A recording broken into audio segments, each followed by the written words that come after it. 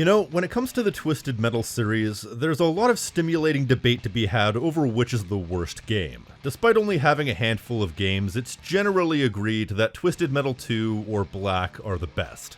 As for the worst, for most people it's pretty much a toss-up between the rest of the series. Twisted Metal 3, 4, Small Brawl, Head On, 2012, and some people even dislike the first game. In my case, well, Alright, ladies and gentlemen, as you know, I don't really relish the idea of hating things. In fact, I'm kind of getting weary over the idea of being negative, so I wasn't really looking forward to this. I've been doing this gig for not an inconsiderable amount of time, and during that entire time, I've always maintained that Twisted Metal 4 is the worst game in the series, and that opinion has remained basically consistent the entire time. I've only ever played it when I absolutely needed to in order to capture new footage because I simply did not enjoy the act of playing it, and yet I may have to eat crow in this regard because as I did multiple playthroughs of Twisted Metal 4 back to back in order to gather footage for this video, I might have actually gotten a newfound appreciation for Twisted Metal 4. Kinda. Sorta. I'm honestly still not even sure as I say this if I've come around on this game or not, because while I may have enjoyed it more than I traditionally have, my enjoyment still comes with about a dozen asterisks, so let's not waste any more time. Twisted Metal 4 was also made by 989 Studios along with the third game and about a million other games. It's no secret that Twisted Metal 3 had an extremely troubled development, essentially having to make an entire game engine from scratch as well as the game to implement it in the span of 9 months. But with all that sorted out, Twisted Metal 4, for all intents and purposes, was the game that they were trying to make. They were apparently aware of all the shortcomings of Twisted Metal 3 and wanted to really try and fix it. And in fairness, not only is this game somewhat of an improvement in many ways, it's actually attempting to be bold and more experimental than you might expect. Starting with the game's plot. Throughout the last 3 games, it's been a fairly static universe, with a bunch of psychos competing in a demolition derby of death at the behest of Calypso, with the grand prize being a single wish for whatever they want. But in the opening cutscene for this game, it establishes that Sweet Tooth won one of the first tournaments back in the day and wished to be the star of Twisted Metal for all time. Kind of meta, if you ask me. The source of power for Calypso is kind of an odd topic though, because in the first game it was a demon from hell named Black, and in the second game he was given his powers directly by Satan, and now it's established that he gets his power from a ring that he uses to absorb the souls of people who die as a result of the tournament. And that's only one of a handful of retcons in this intro cutscene, but I don't need to get into that now. I could probably do an itemized list of all the retcons in Twisted Metal history as its own video. This really proves that the only thing consistent about Twisted Metal is its inconsistency. But then sometime between the third and fourth games, Sweet Tooth actually stages a coup and steals the tournament from Calypso. As inconsequential as this may seem, it's actually a complete and total uprooting of the status quo, making Sweet Tooth the ringmaster and Calypso nothing more than a contestant trying to take back what is for all intents and purposes rightfully his. Man, Sweet Tooth sure is a crazy guy. I think I may know partially why that might be. Did you know that Sweet Tooth is canonically an insomniac? See, it says right there. I can tell you exactly why. It's his flaming head. The amount of light that his head emits must keep him up at night. A lack of sleep will make anybody cranky, which is why I'm happy to have this video be sponsored by Manta Sleep. I was given the opportunity to test the Manta Sleep Mask Pro, and I gotta say I love the design. The range of Manta Sleep Masks have fitted cups that go over your eyes, which block out virtually all light pollution, giving you true blackout peace. And the lightweight breathable fabric means that it's comfortable to sleep in any position, something I can personally attest to. I can say with certainty that this is the best sleep mask I've ever used, and it comes in several different varieties depending on your needs, including the cooling mask, the steam mask, the weighted mask, and even the Manta Sound sleep mask with built-in Bluetooth headphones if you like to listen to a little ASMR before bed. So if you're interested in anything in the line of Manta sleep masks, you can visit their website right now using the link in the description or the pinned comment and use the code BACON in the checkout for 10% off. Plus, with their 60-day money-back guarantee and free shipping within the continental US, you can try the Manta Sleep Mask risk-free. So what are you waiting for? Use the code BACON at checkout for 10% off and join the pro-nap movement. My name is Mason Forelli, and I approve this message. I will say though, as much as I appreciate the attempt at creating something unique with the plot of the game, I really can't take it that seriously because of these CGI cutscenes. This is without a doubt one of the most cursed games I've ever seen.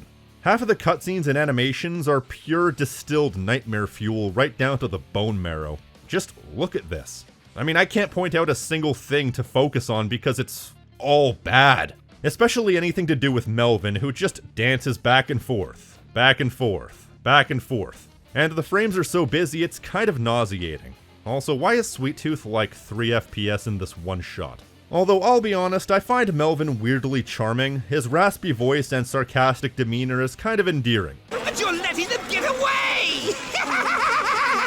I wouldn't mind seeing this guy make a comeback at some point. Though I do think this game is leaps and bounds ahead of Twisted Metal 3 just for the fact that it actually has some real cutscenes. Because Twisted Metal 3 had so many recycled scenes, which is probably to do with the fact that the game was so rushed. However, that doesn't change the fact that the scenes in Twisted Metal 4 are straight up unsettling, and even though the endings in Twisted Metal 4 are completely unique, that doesn't necessarily speak to the quality of the endings themselves, but at least you can tell there was more effort put in. I have nothing to say about the in-game graphics. It looks perfectly fine for PS1, although aside from bringing back the ability to turn off dithering, they actually give you the option to prioritize gameplay or graphics. That's something I don't think I've ever seen in a game from this era. In fact, I don't think I ever saw a game have these options before things like Xbox One X or the PS4 Pro. Except for this game, apparently.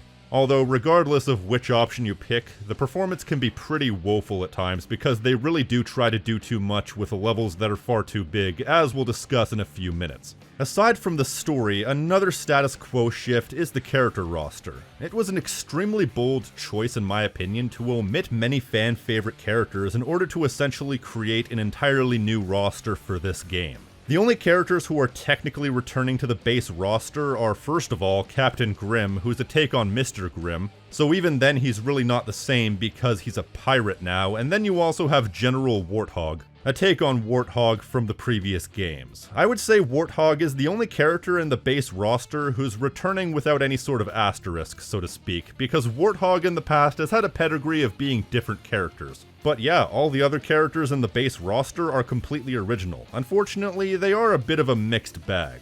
I like the Joneses, they're a joke inclusion, but where the joke is actually funny. They're just this normal, average, if slightly white trash family who's competing in a tournament of death just to get a new RV. Or Meter Maid, who has a compelling juxtaposition of bubbly pleasantness against this desire to kill. I have a little surprise for Sweet Tooth that I'd like to deliver to him personally. Obviously, you have Calypso as a contestant, which is honestly really cool. It's something that was probably an inevitability, but it's no less cool for happening, given that he's essentially the star of the series, but has always been a non-playable antagonist. He's never even appeared as a boss fight. Plus, I love his vehicle. He's driving around a nuke-mobile. It shows just how he's taking so few chances with winning the contest back that he's literally resorted to nuclear warfare just to win.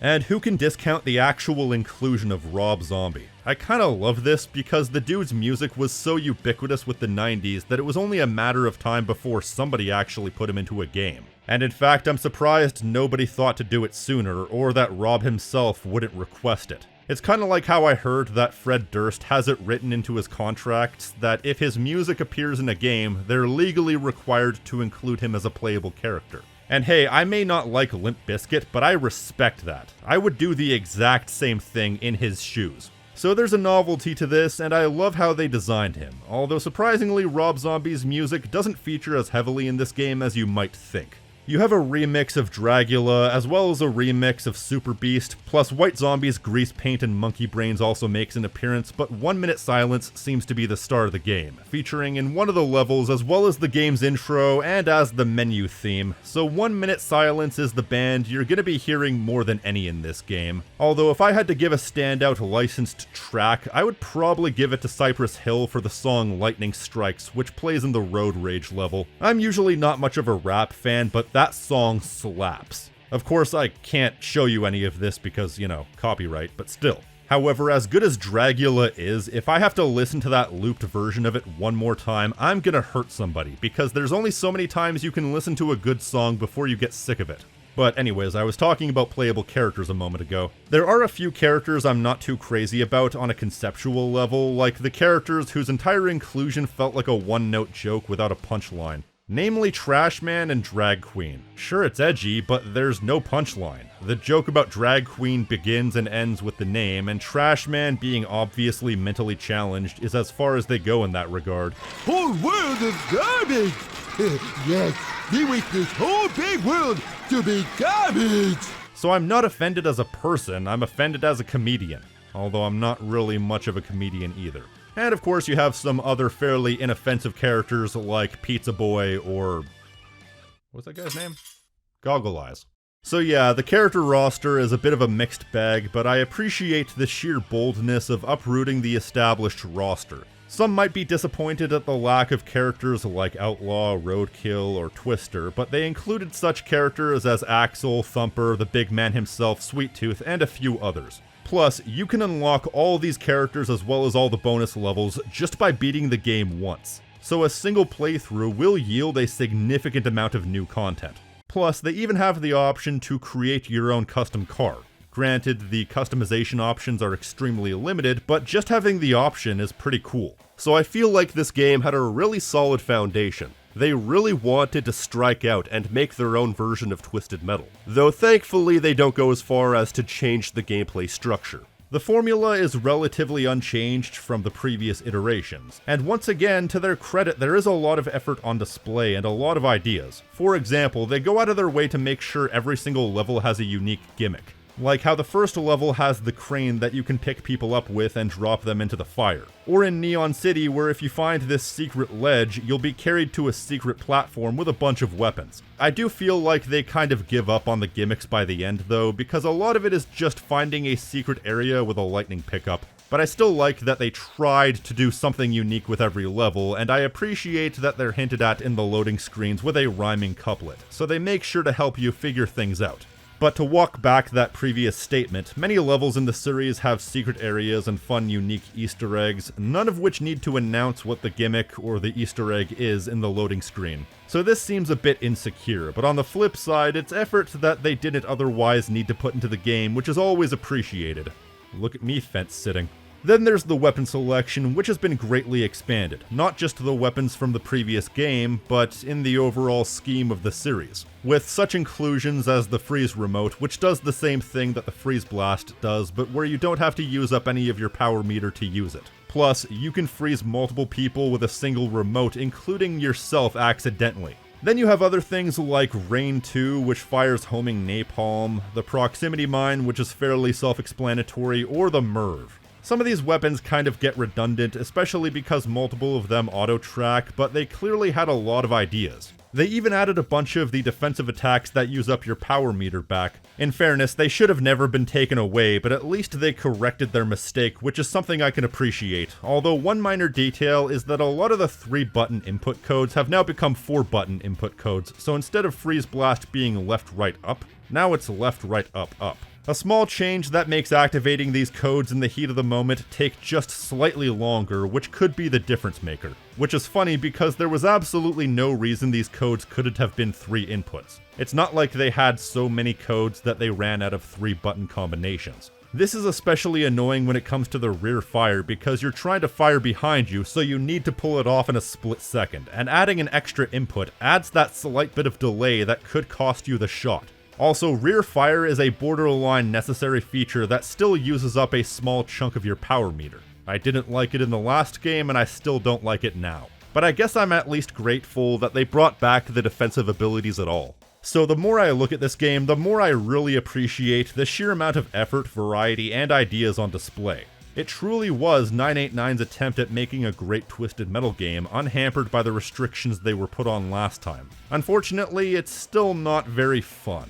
The game engine is an updated version of Twisted Metal 3's game engine, and as such it certainly feels somewhat better than that game, but not by any significant degree. All the cars still feel light and bouncy, like you're driving around RC cars made out of balsa wood. So it really feels like you're barely in control half the time. The lack of weight or any tangible realism makes the game nearly unplayable as certain characters. Like, I tried playing as Orbital, but I found he was so quick that I ended up flying around like a monkey on speed, so I genuinely found it impossible to play as him. I like a character whose wheels are on the ground more often than they aren't, and when the physics are this light and floaty, well, that's gonna be tough for a lot of characters. Especially when you flip over and flip around with as much ease as you do here. I mean, yeah, they made it so you instantly correct this time, unlike last time where they had it to where you had to sit there like a turtle on its back for a few seconds, but that's not a solution. That's just a band-aid. And the general gameplay issues go further than just a lack of weight, because in that regard it does feel better than Twisted Metal 3, at least somewhat, but I actually feel like there are collision issues that are worse than any previous game, where for some reason your hitbox will get caught up on ledges from like 6 feet away. So anytime you're anywhere near a ledge, the game is almost guaranteed to have a stroke, which always kills the flow of the game. You know, they added the Hyperspace code to this game, which will have you teleport to a fixed point on the map if you press up, up, down, down. Something tells me that this was a code put in specifically because they kept coming across these clipping issues in testing, but couldn't figure out how to fix it. So they used Hyperspace as a workaround. This isn't an issue in some levels, like Road Rage, but it makes some things like Minion's Maze borderline unplayable. Granted, this issue also affects the enemies at times, which leads to easy damage. Which is just as well because I find the enemies are all incredible bullet sponges. It takes forever and a day to take them out, which really makes these battles drag at times. Plus, I think maybe the enemy hitboxes are smaller than before, or maybe the weapon hitboxes are smaller. All I know is, I find that weapons will miss a lot more often than in previous installments. Even homing missiles, which are specifically designed to be a near-guaranteed hit, are more of a 50-50 compared to before. But that goes for most weapons, even the area of effect ones. Like, I'm sorry, but how does an actual factual nuclear explosion not damage you if it's not an almost direct hit? Granted, I will say, just the spectacle of having the nuke makes for a pretty sick special attack. Same goes for General Warthog's ion pad, where he basically summons a space laser to damage people. Now that's badass. And you know what's funny? Despite the characters themselves being hit and miss, and the game engine being generally shoddy, I came to a realization at one point. It was specifically when I was playing as the Joneses, and I realized I was genuinely enjoying the game, something that I'd never really experienced with Twisted Metal 4 up until now. I thought I was going to go into this video being overwhelmingly negative, but I actually found myself somewhat positively disposed to this game at points. The operative phrase there is at points, and I found that while I was having fun at points, as time went on I found myself growing more weary with this game due to its major flaws. I think the real killer aspect of Twisted Metal 4 that really killed the enjoyment for me for the first several playthroughs at least, and even now to a lesser extent, quite frankly, is the length. You see, on an objective level, I think this game looks and plays better than Twisted Metal 3 in some ways, but it still plays enough like it that it can only be so good in my opinion. But the fact is, the game to a first-time player takes upwards of 4 hours depending on which character you choose and what your individual skill level is, which can be a deal breaker. This entire genre benefits from short playthroughs that should max out at around 2 hours, preferably in the 1 to 1.5 hour range. Because car combat is built for explosive action, but also doesn't nearly have enough variety inherent with the concept to go beyond that, otherwise each playthrough will start to get repetitive by the end. When you're dealing with gameplay-focused genres, it's best to keep things short and end when you run out of ideas, but Twisted Metal 4 overstays its welcome, and even when you get good enough that you can get it down to 2 to 2.5 hours like I did, it still feels like it takes too long, and this comes down to a few things.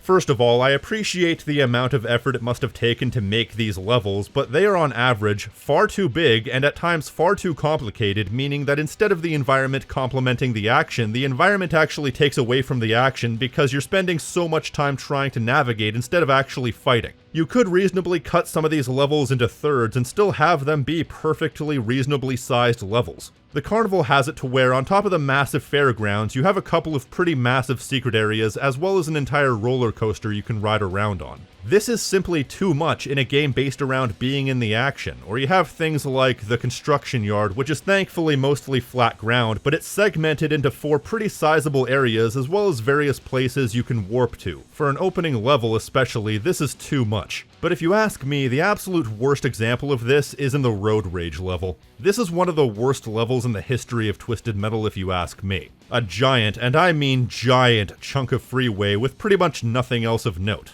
They actually had to add boost pads to the level design just to get you around quicker, which strikes me as creating a problem and then selling you the solution when there shouldn't have been a problem to begin with. It's just too big and too boring with too little of note. You spend significantly more time traveling than fighting. Then of course you have something like Minion's Maze, another one of the worst levels in the series, where the actual structure of the level is not only way too massive, but it also deliberately designs itself as a maze, which means the actual functional level design gets in the way of the game because it's designed to make the layouts confusing, making it harder for you to try and find other enemies. So part of the challenge in this level is navigating around the maze to even find people to fight. Some of these levels can take upwards of 20 or even 30 minutes if you get unlucky. I will admit to not being too fond of Cyberbia from the first game, but even that level, as big as it was, only lasted 10 to 15 minutes at worst. And if there's one thing that Twisted Metal should never do, it's waste your time. Because unless you have something to complement the lulls in the action, like a different style of gameplay or a well-written story, you don't want Dead Space.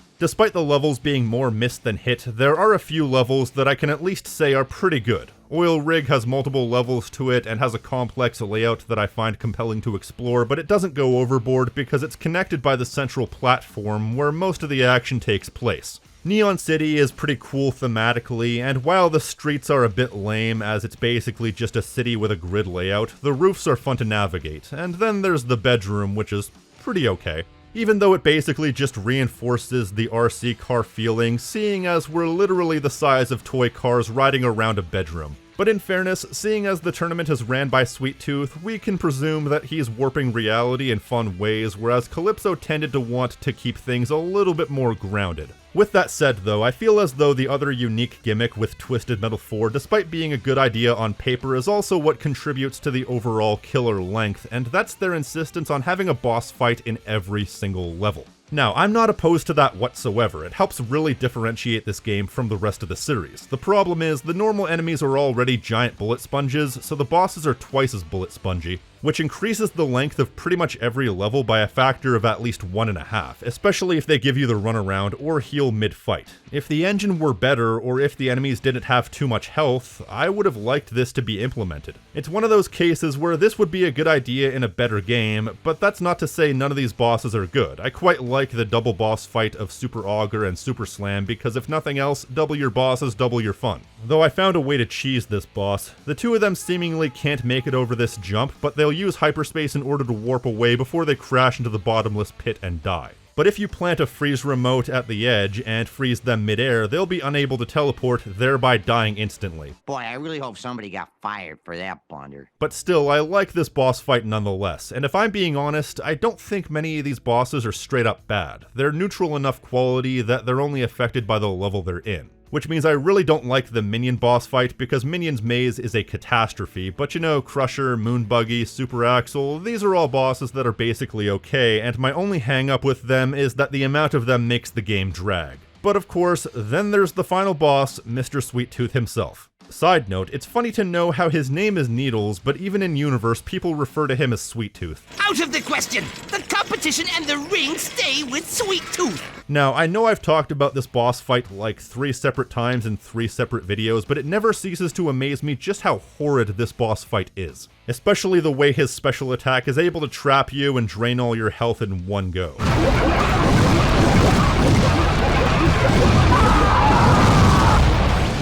Stretch my face out with lips and call me Gavin. What the hell was that? And listen, I know, up, up, down, down. And I'm not talking about the guy with the sex tape, I'm talking about the hyperspace code that can get you out of the attack. But it's not that simple, because this special attack is relentless, and while you may not die from it if you warp away, it will still track you down through walls and with admirable gusto. Plus, if you warp away, there's a chance that depending on where you are, you might warp to a nearby area and still get caught in the attack. And if you run out of juice to use the warp, well, you're just screwed. You've lost one of your lives, and if Sweet Tooth doesn't have an unlimited supply of this attack, he might as well have. I tried to do this genuinely. I tried to do-si-do with him, go in mano-y-mano, missile against missile, and had a horrible time.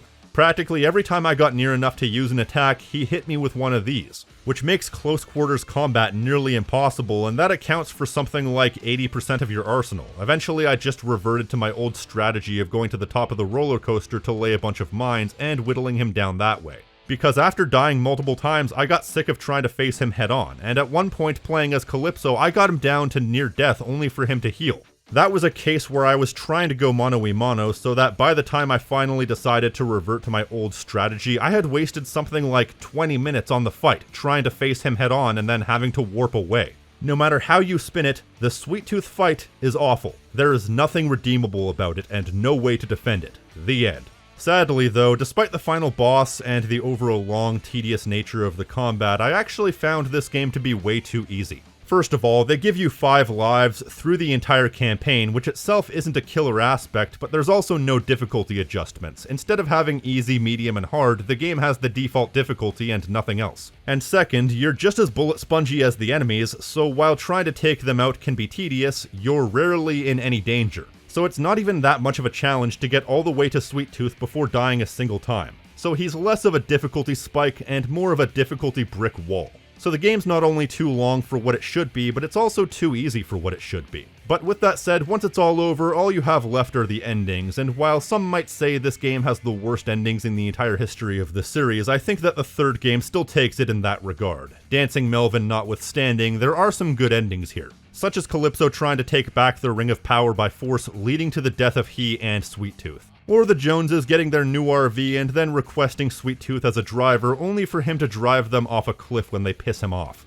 Then you have Meter Maid, who forces all the clowns to go to driving school, which is just hilarious. And then of course Mr. Zombie, wishing to have the world hear the screams and war cries of a dead man's soul before immediately cutting to the music video for Super Beast, which is just funny. But there are a few duds. Goggle Eyes wants to trap all the bugs in the world in one spot so he can kill them, and then the spot they chose is inside him. It's a lame wish with an accompanying cutscene that never even leaves the room they're in. Or then there's General Warthog, who wishes to command the greatest army in the world and ends up becoming a toy soldier, and any explanation I've ever heard for what the hell this was about is at best a stretch worthy of Stretch Armstrong. But the worst of them all has to be the custom character ending, which is not an ending at all.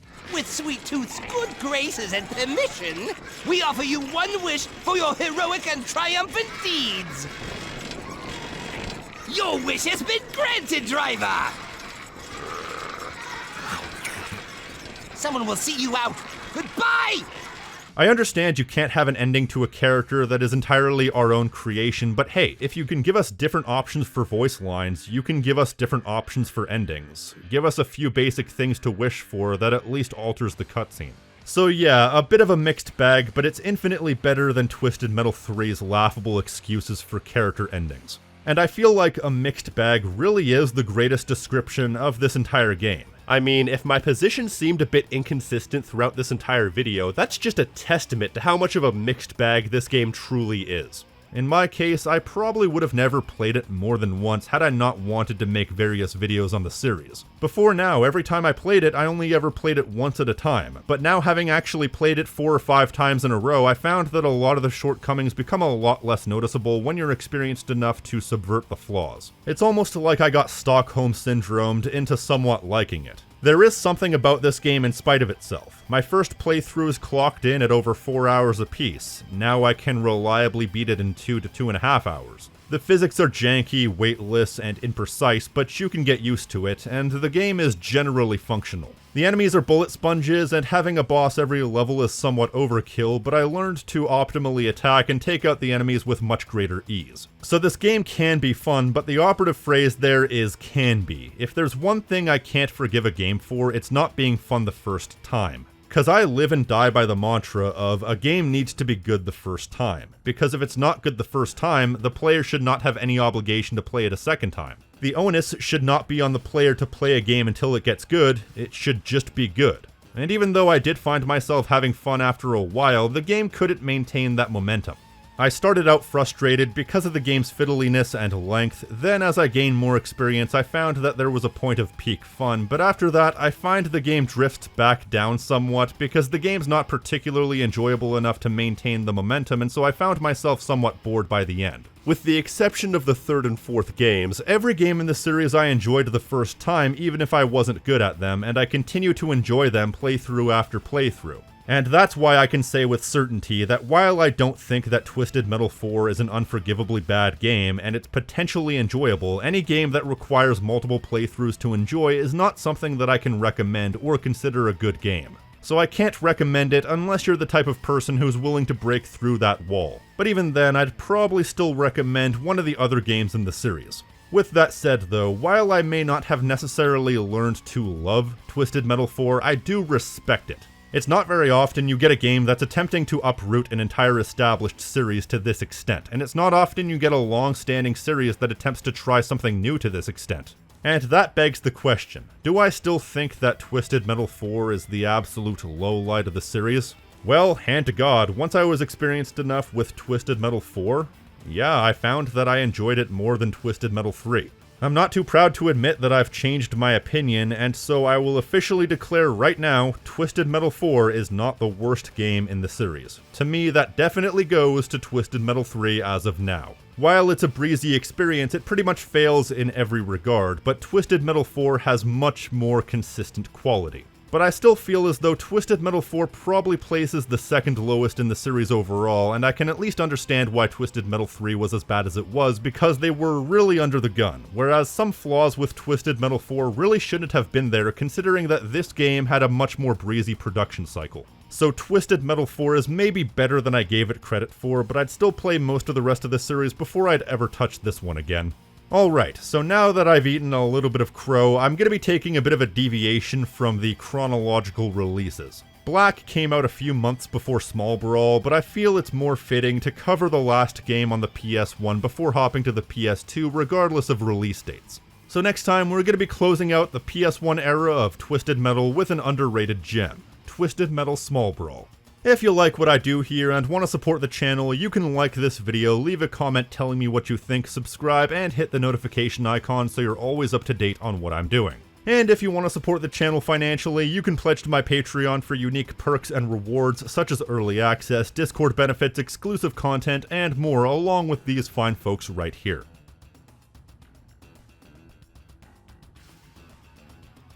And an extra special thank you to Billy Knott, Brooklyn, Gaw004, Kristopher Fulton, Leyabout, MyNameIsTank, Raaf, TyTrovy, and WeirdWebbster for going above and beyond.